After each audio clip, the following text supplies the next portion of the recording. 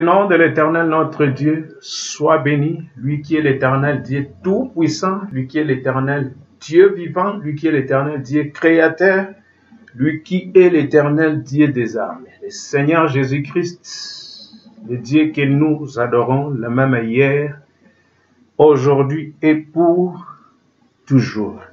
Nous sommes dans la joie de nous retrouver encore une fois, par la grâce du Seigneur, au début de ce mois d'août.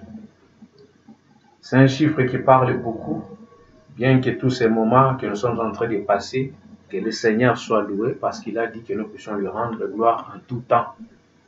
Mais le juste vivra par la foi. Nous allons lire dans le livre de Jean chapitre 15, au verset 1 jusqu'au verset 7. Je lis au nom du Seigneur Jésus-Christ. Je suis le vrai cep et mon Père est le vigneron. Tout sarment qui est à moi et qui ne porte pas du fruit, il le retranche, et tout sarment qui porte du fruit, il le monte, afin qu'il porte encore plus de fruits. Verset 3. Déjà vous êtes pire à cause de la parole que je vous ai annoncée. Vous voyez, quelqu'un, laisse-moi mettre une parenthèse pour avancer ensemble. Donc, quelqu'un peut se sanctifier de lui-même. Est-ce que vous comprenez? J'abandonne la cigarette, j'abandonne ceci, j'abandonne les femmes, j'abandonne la bière, je cesse de mentir, ainsi de suite. Vous comprenez? C'est bien de commencer à fabriquer une piété de soi-même, changer la façon de parler, de marcher, ainsi de suite, de se coiffer. C'est bien. Mais si vous ne vous sanctifiez pas en lui, vous ne serez pas sanctifié. Vous allez voir quelques temps après, peut-être cette vie-là que vous êtes sanctifié est venue peut-être de jeûnes et de prières, aller à la montagne, ainsi de suite, qui a fait de vous ce que vous êtes décidé pour faire. Vous allez voir que ça serait pour un petit moment. Comme la Bible dit que non, quand un démon sort, il a senti qu'il y a une puissance qui est venue parce que le nom du Seigneur a de la puissance. Quand vous avez crié au nom de Jésus, le démon sort. Quand il sort là-bas, il part là-bas, fatigué et exténué. Il prend un peu du temps et puis il dit maintenant à ses amis, mais je ne saurais pas rentrer là-bas parce que ça c'était ma maison et j'ai besoin de votre aide. Vous comprenez? Donc, comme nous disons que non, le royaume de Satan est aussi uni mais dans la confusion. Vous comprenez? Et maintenant, ils vont prendre d'autres sept démons plus forts que lui et ils vont revenir dans leur maison qui est ta vie à toi. Et ils vont revenir, ils vont entrer encore une fois de plus. Vous allez voir que l'état de cet homme-là sera encore plus pire, comme a dit le Seigneur Jésus-Christ. Pourquoi? Parce que vous n'êtes pas sanctifié avec la parole. Quand quelqu'un se sanctifie avec la parole, cela veut dire il quitte d'une étape à l'autre, jusqu'à arriver à la perfection qui est Christ. C'est à cette étape-là que le diable ne vous saura jamais. Il va devenir comme un ami. Quand il vient vous dire, il est écrit, vous lui dites encore, il est écrit, comme le Seigneur lui avait combattu à la montagne, là-bas de Gethsémani. Vous comprenez? Donc cela veut dire, il y a un temps de tentation. Vous voyez? Donc c'est comme ça. Parce qu'il a combattu le diable avec la parole. Il n'était pas sanctifié en fabriquant une piété, mais il s'est sanctifié par la parole. Parce que la foi vient de ce qu'on entend, et ce qu'on entend vient de la parole de Dieu. Vous comprenez? Mais si vous fabriquez une foi ou une piété, c'est ce que nous voyons dans beaucoup de gens, ça va faire à quelque sorte que non, quelques années ou quelques jours ou quelques mois, peut-être quelques semaines après, ces démons-là vont retourner, votre état va devenir encore plus pire. Vous comprenez cela? Peut-être par des gens, parce qu'aujourd'hui le diable est trop sur les yeux, sur la bouche et sur les oreilles. Avançons-nous. La bataille qui n'a jamais été livrée. Que le nom du Seigneur soit béni. Verset 4. Demeurez en moi et je demeurerai en vous. Comme le sarment ne peut de lui-même porter de fruits, s'il ne demeure attaché au cep Christ. Ainsi, vous ne le pouvez pas non plus. Si vous ne demeurez en moi, le Seigneur. Je suis le cep, vous êtes le sarment, celui qui demeure en moi et en qui je demeure porte beaucoup de fruits.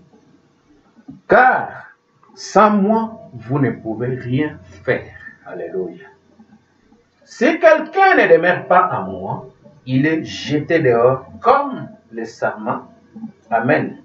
Et il sèche.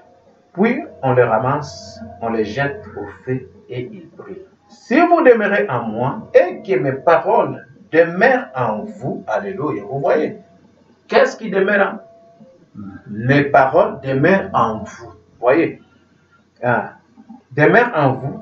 Demandez ce que vous voudrez et cela vous sera accordé. Vous comprenez? Si vous descendez même en bas, là où il parle, comme il a parlé dans Jean 14, si vous gardez mes commandements, ça veut dire, vous pouvez garder les commandements de votre église. Vous pouvez garder les commandements de votre pasteur ou de votre clergé. Vous pouvez garder les commandements de votre maman ou de votre tante. Mais ça ne peut pas vous accorder la vie. Vous gardez, vous pouvez marcher sur les principes, sur certaines éthiques des livres que nous lisons, que les gens ils ont écrit tel livre. Mais si vous ne marchez pas sur les commandements du Seigneur, qui est sa parole à lui, vous n'aurez pas la vie en vous-même, comme lui-même, il vient de dire ici, dans ces versets, dans ce chapitre dont nous voulons parler ce dimanche. Que le nom du Seigneur soit béni. Nous sommes vraiment dans la joie, comme nous sommes en train de parler de ces choses. Vous allez remarquer que non, on a parlé chrétien, non selon la volonté d'un homme ni des hommes, mais selon la volonté de Dieu. Mais avant de parler de cela, nous avons parlé que chaque semence se reproduit selon son espèce. Et vous allez voir que pourquoi nous tenons sur la semence? Parce que au commencement, c'était dans Genèse chapitre 1 qu'on parlait de la création. Et le Seigneur, souvent, il prend des histoires en parlant de la nature. Parce que si vous voulez connaître Dieu, observez la nature. Si vous observez la nature, vous allez voir Dieu à l'œuvre. Vous comprenez? C'est pourquoi lui-même, le Seigneur, il est venu ici pour nous dire que non, lui, il est le cep et son père, il est le vigneron. Vous comprenez? Et vous êtes des sarments. Si le sarment ne tire pas sa vie, vous comprenez, du cep, ce sarment-là va devenir sec. Et on va la couper et on jette ça au feu. Si vous remarquez, vous allez voir que dans un arbre, il y a d'autres étapes qui deviennent secs. Et quand cette étape-là devient sec, cela veut dire qu'il ne tire plus la vie du cep. Vous comprenez, ils ne reçoivent plus la vie du cep. Et quand ça devient sec, cela veut dire le vigneron vient et il coupe cet arbre, cette partie de cette étape-là parce qu'il n'y a plus de la vie, parce que cette étape-là ne sert absolument à rien. Il ne tire pas sa vie de l'arbre, qui est le cep, qui est Christ, du racine. Vous comprenez? Et c'est à cela qu'on va couper cette partie de cette étape et on jette ça au feu. Et nous avons compris que non, c'est ce qui se passe dans cet âge à laquelle que nous vivons, dont les gens sont tellement entrés dans l'aveuglement des églises organisées. Vous comprenez? Donc cela veut dire qu'ils ont essayé d'organiser Christ. C'est pourquoi nous avons parlé chrétien non selon la volonté d'un homme ni des hommes, mais selon la volonté de Dieu. Pourquoi? Parce que nous avons remarqué que non, l'Église est entrée dans un âge sombre après le cercle des apôtres. Vous comprenez? Et la première apparition qu'ils étaient après le cercle des apôtres, nous avons vu que c'était l'Église, c'était le concile de Nicée. Et dans le concile de Nicée, ils ont organisé l'Église de Dieu. Vous comprenez? Pour étouffer la foi apostolique qui était créée, donc, qui était née des apôtres. Or, nous avons vu qui était né de la Pentecôte. Vous comprenez? Cette foi apostolique qui était née de la Pentecôte, c'est ce qui a fait en sorte que cela puisse produire des prémices, vous comprenez, de la moisson. Et ces prémices de la moisson sont des prémices du Saint-Esprit. Vous comprenez? Cela est venu, cela est venu quand la manifestation de la Pentecôte a eu lieu. Et nous avons compris que non, quand on parle de la Pentecôte, mot Pentecôte, selon sa définition, veut dire 50. Vous comprenez? Et le chiffre 50 veut dire le jubilé. Vous voyez? Donc quelque chose qu'on a conquis. Donc quelque chose qu'on a, donc ça veut dire qu'on célèbre, c'est le jubilé. Vous voyez, donc c'est une victoire qu'on est en train de célébrer. Or, cette victoire-là de la Pentecôte, nous avons vu que non, c'était les prémices du Saint-Esprit. Ça veut dire, donc, une gerbe qui est arrivée à la maturité, comme nous avons parlé sur les 3 étapes de la grâce. Vous comprenez cela? Si vous remarquez, donc cela veut dire c'était une semence qui était tombée en terre, qui Christ. Vous voyez? Donc quand il est tombé en terre et puis il est ressuscité le 3e jour, le dimanche matin, vous voyez, de la résurrection, et cela a fait en sorte que quand ils sont restés ensemble à garder sa parole à lui, ils n'avaient pas gardé la parole d'une congrégation ou quoi que ce soit, eux qu'ils étaient rejetés par ceux du temple. Cela veut dire les pharisiens, les scribes, les grands qui avaient les commandements de Moïse. Pourquoi ils les avaient rejetés? Parce qu'ils étaient aveuglés. Vous comprenez? Et ils étaient aveuglés parce que Dieu devait appeler un peuple à sortir des nations. Et ce peuple-là devait porter son nom. Ce peuple-là devait porter son nom parce que c'était le temps de la Pentecôte. Et nous avons remarqué que non, entre la Pentecôte, parce que nous avons 2 fêtes dont nous parlons souvent. Nous avons la fête de la Pentecôte et nous avons la fête des 7 et des trompettes. Vous voyez? Or, entre la fête de la Pentecôte et la fête des trompettes, il y a une période de 50 jours.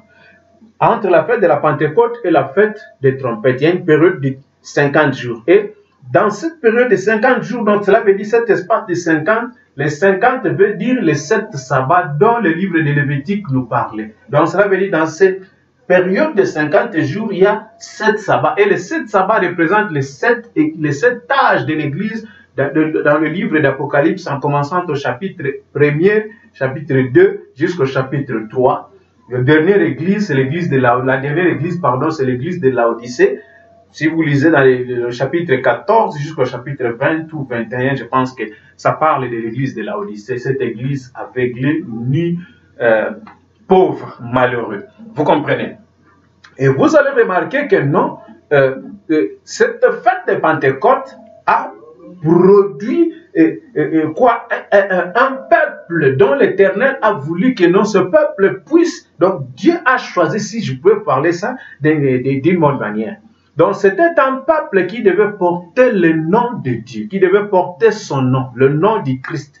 Comme nous avons parlé l'autre fois que non, quand Christ était venu dans sa première venue, parce que la dispensation a changé, quand c'était la dispensation du Fils, quand Christ était venu, vous avez remarqué que non, il s'est révélé aux Juifs, voyez, et il s'est révélé aux Samaritains.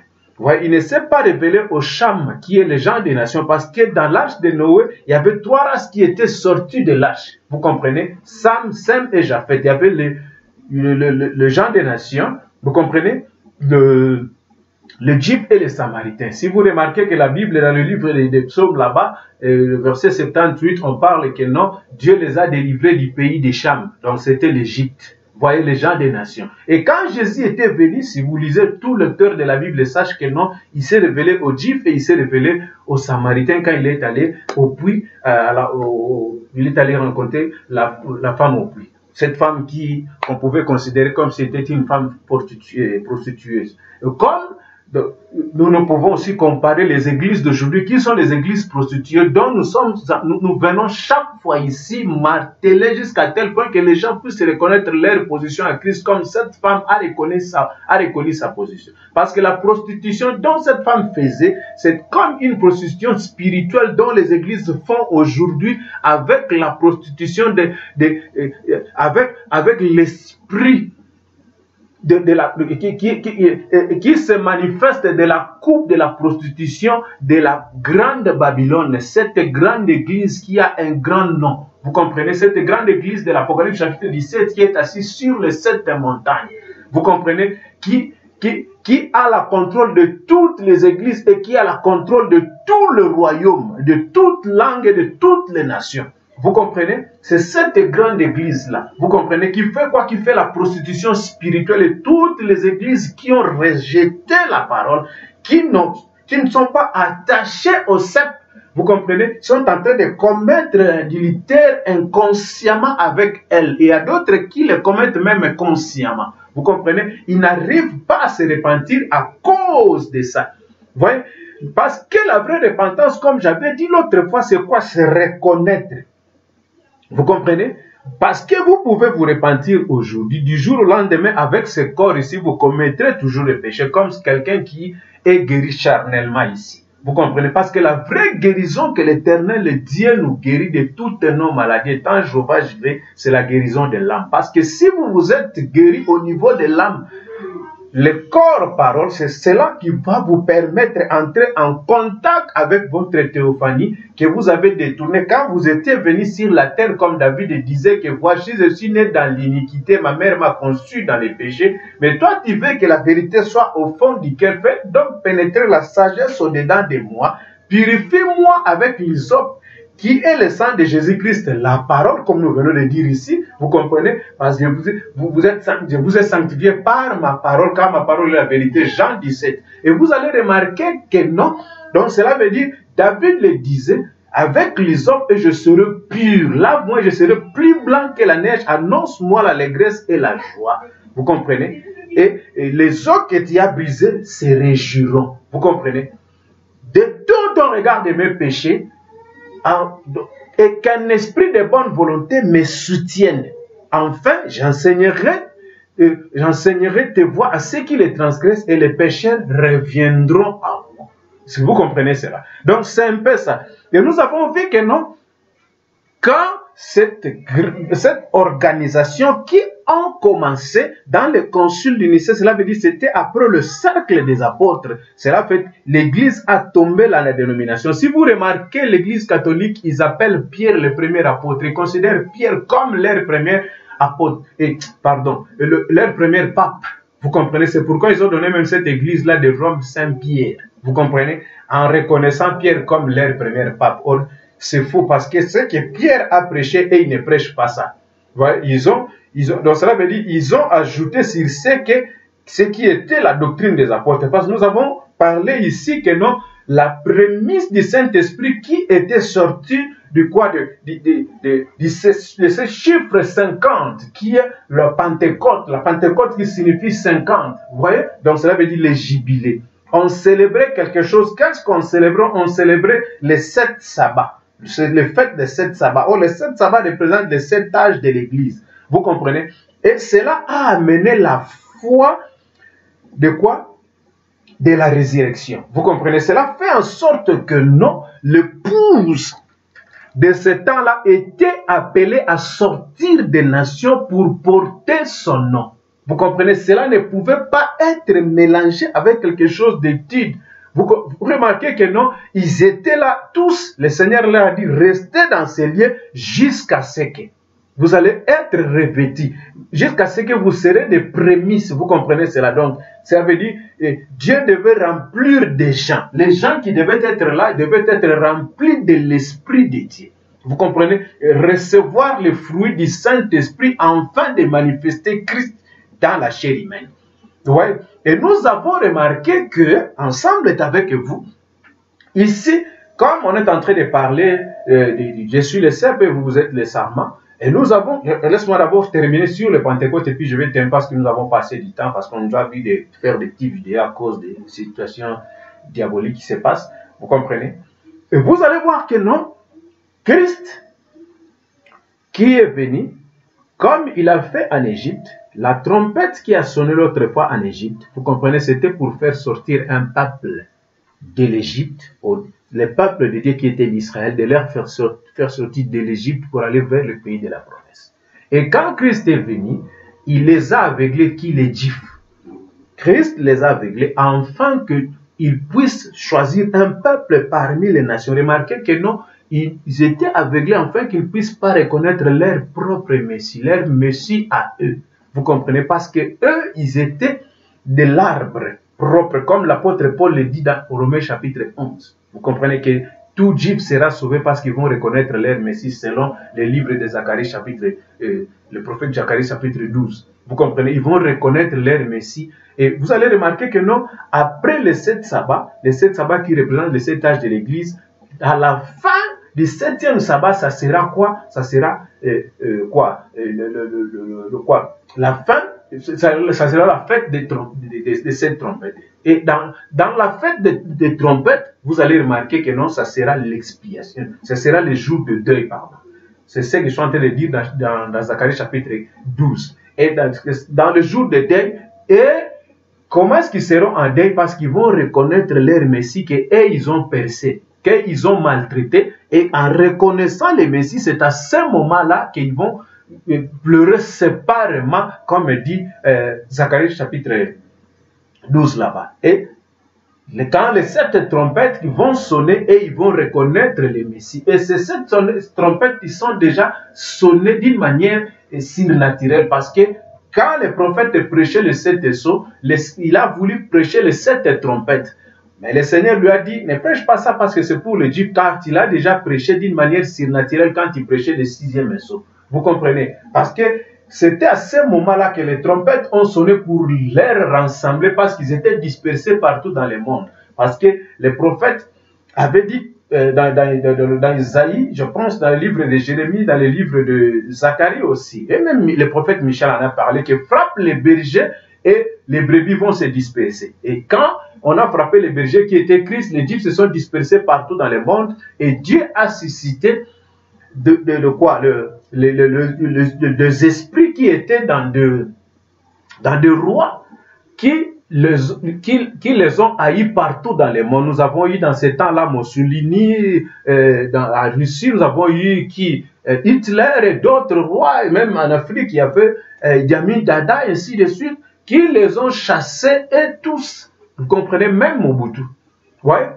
Et ils rentraient dans leur patrie parce que le Juif, un Israélite, ne peut être béni que s'il se retrouve dans sa territoire, dans sa propre terre. Vous voyez? Donc, cela veut dire, là où Dieu les a bénis, comme nous aussi chrétiens, si nous nous retrouvons ici à Jérusalem spirituel qui forme l'épouse parole, c'est là que nous sommes bénis. Et nous avons remarqué que non, beaucoup de gens qui se disent chrétiens, voyez, qui se vantent comme être des chrétiens, qui ne veulent pas porter le fruit digne de cet arbre qui est le cèpe Christ. Vous comprenez? C'est à cause de quoi? Parce qu'ils se sont bornés, ils veulent être retenus sur quelque chose doctrinal d'une église. Comme nous avons parlé chrétienne, non, selon la volonté de... Parce que nous avons dit que non, beaucoup de gens gardent encore avec eux jusqu'aujourd'hui la religion de leur père. Vous comprenez? Ou soit la religion de leur mère ou de leur tante ou quelque chose qu'il a eu ça, peut-être par une connaissance quelconque qu'ils aimaient beaucoup. Or, la foi du Christ ne vient pas comme ça. Vous comprenez? Parce que le salut est individuel. Quand ton père avait Christ, s'il était catholique, c'est lui qui était catholique. Si toi, tu devais continuer avec l'église catholique, tu devais demander la volonté de Dieu. Vous comprenez? Parce que l'église n'a pas le problème. Le problème, c'est quoi? C'est le système. Parce que le système, là, c'est le diable. C'est le système, là, qui a détruit en Éden. Vous comprenez? C'est ce système-là qui fait en sorte que non, les gens viennent se greffer dans l'arbre de vie qui est Christ, mais qui ne porte pas le fruit digne de l'arbre. Vous comprenez? Comme ma mère, cette brave femme, elle aimait beaucoup la nature. Ma mère observait les oiseaux, ma mère observait les plantes. Et elle aimait beaucoup de fleurs. Quand sa fleur a elle, une étape de sa fleur se coupe, tombe, peut-être, moi, vous avez fait quelque chose du genre, vous allez voir que non. La maman va prendre cette étape-là, qui a zui yango, a ti yango, a greffé yango. Et nous avons vu que les blancs, si vous êtes avec le fermier blanc, ils font ça. Qu'est-ce que le fermier blanc fait? Il peut prendre un citronnier, il greffe ça dans l'oranger. Et quand il greffe ça, il colle ça très bien. Vous allez voir que non, la vie qui est dans l'oranger entre dans le citronnier. Mais ce citronnier-là ne va pas donner des orangers. Ça va donner toujours du citron. Vous comprenez cela? Donc cela veut dire que c'est la nature qui est dans certaines organisations parce qu'il ne peut pas produire Christ. Il doit produire toujours des fruits qui est de leur nature. Vous comprenez? C'est pourquoi le Seigneur vient de dire ici que non, tout sarment qui s'attache à moi, parce que tous, dans nos bouches, nous portons et nous confessons le nom de qui? De Jésus. Tout le monde, si vous le demandez, je suis chrétien. Mais à la fin, je suis chrétien catholique. Vous comprenez? Ça veut dire que tu es lié avec une dénomination. Je suis chrétien des tabernacles Intel. Dieu, je suis du Shekinah. Tu es chrétien, je suis Kimbangis. Je suis chrétien, je suis témoin de Jéhovah. Tu es chrétien, oui, je suis chrétien, mais je suis de la borne ou je suis de l'église Intel, mon pasteur ou mon père spirituel, c'est celui-ci, je suis du 13e riz. Vous voyez toutes ces histoires-là, donc ça veut dire cela n'est pas conforme. Pourquoi? Parce que vous avez les yeux fixés vers un homme au lieu d'avoir les yeux fixés vers Christ. Or, ceux qui devaient avoir les yeux fixés vers Christ, ce sont ceux qui tirent leur vie du cep. Et donc, ça veut dire ceux qui ont été sortis des racines, qui tirent leur vie des racines. Vous comprenez? Ce n'est pas ceux qui sont greffés, parce que ceux qui sont greffés, le Seigneur a dit que non, on les coupera, parce qu'ils ne produisent pas de fruits qui est digne de la vie qui sort des racines. Ils produisent des fruits qui est différent, mais en tirant leur vie de quoi? Du cep. Vous comprenez? Qui est Christ, comme je dis ici, en portant cette même Bible, en prêchant cette même Bible, mais en confessant quelque chose qui est différent d'apportant des fruits, soit en confessant ou en prêchant quelque chose qui est différent de celle-ci. Et nous avons remarqué que non, avec cela, beaucoup de gens n'ont pas l'avancement spirituel. La raison pour laquelle que nous prêchons ces choses, c'est pour qu'un prédicateur, ou soit un frère ou une sœur, vous puissiez vous réveiller, chercher une position par laquelle, dont vous devez vous poser des questions jusqu'à aujourd'hui dans ma vie. Jusqu'aujourd'hui dans ma vie, est-ce que je tire ma vie du cep qui est Christ, ou je tire ma vie d'une dénomination qui est greffée du cep? Parce que tout ce qui est greffé, on la coupera parce que ça ne produit pas de fruits qui ont la même nature que les fruits de l'oranger. Vous comprenez? Ils produisent des citronniers alors que l'arbre propre, c'est un arbre oranger. Vous comprenez cette différence? Donc, c'est pourquoi Jean, dans Matthieu chapitre 3, si vous lisez là-bas à partir du verset 7, quand il baptisait les gens écoutaient parler des gens, ils venaient se baptiser, se répandaient. Mais quand Jean a vu les pharisiens et les scribes venir vers lui, qu'est-ce que Jean leur a dit? Remarquez, les pharisiens et les scribes, ce n'étaient pas de n'importe qui. C'était des gens qui prêchaient dans les temples. C'était des gens loyaux. Vous comprenez? C'était des saints, c'était des gens qui avaient un bon témoignage. Ils vivaient une vie de piété. Vous comprenez? Mais ces jours-là, quand ils sont venus vers Jean, Jean les a regardés. Qu'est-ce que Jean leur a dit? Vous comprenez? Vous, race de vipères, qui vous a pris à fuir la colère à venir. Vous comprenez? Les gens dont beaucoup de gens considéraient comme on pouvait considérer les prophètes, les évangélistes, les pasteurs, ainsi de suite. Vous comprenez cela? Comme on pouvait vous considérer, cette sœur-là, c'est une sœur effacée. Vous pouvez fabriquer votre piété, mais si cela n'est pas conforme avec la vie qui sort du cep, si vous ne tirez pas votre vie des racines, qui est la parole, qui le Fils de l'homme. Si vous ne connaissez pas le Fils de l'homme dans sa définition, vous allez à l'encontre, vous irez toujours à l'encontre de sa volonté. C'est ce qui s'était fait depuis les temps anciens. Vous comprenez cela?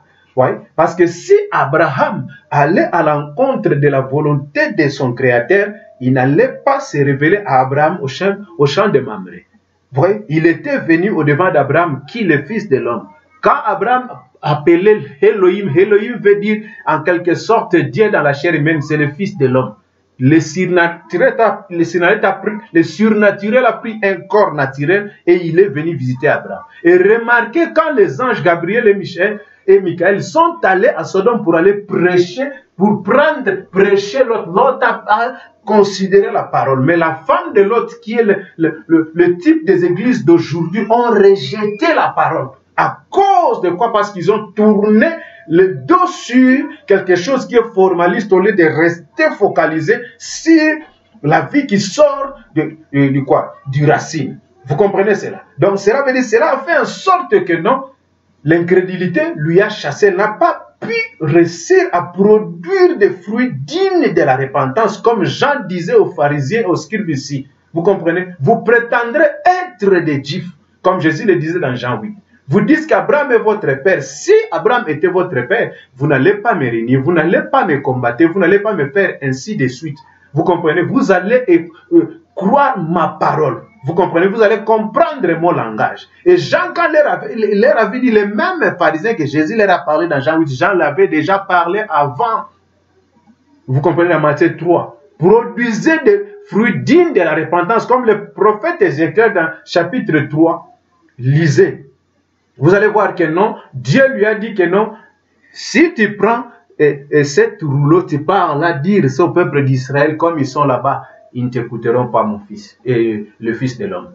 Mais si vous irez là-bas, sur ceux qui ne me connaissent pas, ils vont le reconnaître. C'est pourquoi aujourd'hui, quand Dieu appelait un peuple dans les nations, vous comprenez, donc cela veut dire quand il s'est révélé au Cham, et pour porter son nom, c'était à la fin, vous comprenez, de cette sabbat, qu'une église puisse sortir qui est qui l'épouse du Christ pour porter le nom du Christ dans la promesse de l'accomplissement de la promesse du Fils de l'homme qui est du Luc 17 et 30, du verset 20 jusqu'au verset 30. Vous comprenez? Et vous allez voir que non, c'est Malachie 4 qui est venu, cet Élie-là qui est le quatrième Élie. Et l'Élie qui est venu, il est venu pour ramener la foi de Père vers le Fils et en prenant vers les enfants, le faire retourner vers le Père. Vous comprenez, c'était quoi? Donc ça veut dire la foi qui était descendue au jour du jubilé. Vous comprenez? Au 50, cela veut dire avant la fête de la Pentecôte. Au premier âge, comme dans la vision préalable de l'épouse. La première épouse qui était à Paris, la façon dont elle était habillée, elle ne s'est pas habillée de la manière d'Hollywood, de la manière d'aujourd'hui. Vous comprenez? Elle était une épouse de Christ, elle était décente, elle avait vraiment une forme chrétienne. Mais quand l'autre qui s'est apparu après, elle était toute tenue. C'est le type de l'église de Laodicée. Vous allez remarquer que nous avons dit les 7 sabbats représentent les 7 âges de l'église. Et à la fin de 7 âges de l'église, c'est l'âge à laquelle que nous vivons, c'est l'âge de Laodicée. Apocalypse chapitre 3, verset 1 à verset 14 à 20. Vous allez remarquer que non, le prophète Jean le divin dit que non, l'église de Laodicée est ni aveugle, ni c'est dans la vision préalable du prophète, vous allez remarquer que non, c'était une femme nue découverte. Vous comprenez? Dans sa nudité découverte, si vous remarquez à l'habillement des femmes, comme j'ai toujours l'habitude de dire, cela est comparable à le spirituel, aux états des églises d'aujourd'hui. Vous comprenez cela? Et vous allez remarquer que non, l'église d'aujourd'hui, c'est l'église de Laodicée, une église nue, voilà, qui font la prostitution spirituelle. Mais Dieu a aveuglé cette église-là pour faire sortir son épouse à lui, qui a porté son nom. Pourquoi? Parce qu'il a reconnu son jour et le message du Christ, la parole promise de l'air. Vous comprenez? Dieu les a aveuglés comme il avait aveuglé les Juifs pour faire sortir une épouse qui devait porter son nom. Vous comprenez? Et aujourd'hui, Dieu a aveuglé ceux qui sont bornés aux églises formalistes pour faire sortir l'épouse parole et l'amener à l'enlèvement. Est-ce que vous comprenez? Donc, c'est un peu ça. Donc, ceux qui devaient être séduits, ce n'est pas ceux qui produisent les mêmes fruits, qui tirent leur vie de l'oranger. Mais ceux qui seront jetés au feu, comme nous avons lu là-bas, dans versets 6 à 7, vous comprenez, de Jean 15, vous allez remarquer, ce sont ceux qui sont greffés. Vous comprenez, comme la maman greffée, vous allez voir que non, l'arbre, nous étions à fleur au maman greffée à Kanyango Basinga, et Bandi n'a pas pu vivre, les ongles n'ont pas pu vivre normal. Et quand j'ai lu ces choses, j'ai compris que non, c'est ce qui se passe dans le spirituel. Est-ce que vous comprenez? Parce qu'il y a une différence de ceux qui étaient dans la création et de ceux qui étaient dans la formation. Vous voyez? Donc cela veut dire, comme on parlait que chaque semence se reproduit selon son espèce, donc on parlait de la création. Le fruit de la création, que chaque semence se reproduit selon son espèce, ils vont produire le fruit digne de la vie qu'ils tirent des racines, qui est le cep Christ. Vous comprenez cela? Vous voyez? Parce que son Père, qui est le Créateur, au commencement, il a dit que chaque semence se reproduit selon son espèce. Vous comprenez? Vous voyez? Donc selon sa nature. Vous voyez? Et mais nous avons vu que non, quand Donc ça veut dire que la séduction ne pouvait pas avoir lieu au niveau de la création, parce que la création c'était au niveau de l'esprit. Et ceux qui sont nés en Christ après les 3 étapes de la grâce, la justification, la sanctification, vient quoi? Le baptême du Saint-Esprit. Vous voyez, cela se manifeste après le 7e âge. Vous comprenez?